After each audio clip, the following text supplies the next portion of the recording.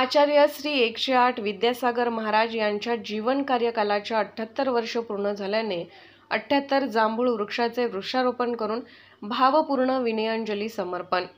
सदलगा शहरातील संत शिरोमणी आचार्य श्री 108 विद्यासागर महाराज यांनी 18 फेब्रुवारी रोजी सल्लेखनापूर्वक समाधी मरण पत्करले। त्या प्रित्यर्थ आचार्य बाल सवंगडी सर्वधर्मीय भक्तगण अनुयायी यांनी दूधगंगा नदी किनाऱ्यावरील लक्ष्मी मंदिराकडे जाणाऱ्या रस्त्याच्या बाजूला 78 जांभूळ वृक्षांचे रोपण करून एक अनोखी भावपूर्ण विनयांजली अर्पण केली।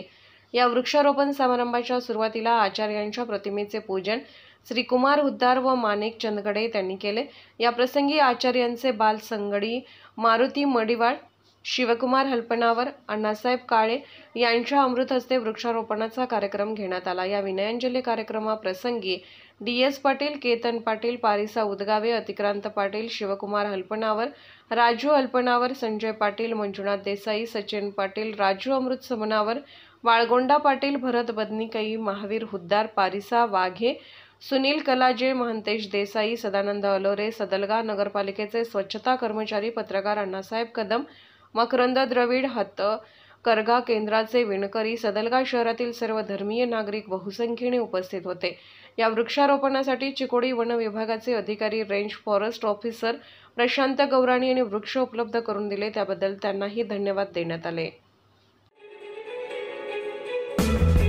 आमच्या चॅनलला लाईक करा, सबस्क्राइब करा व बेल आयकॉनवर क्लिक करा।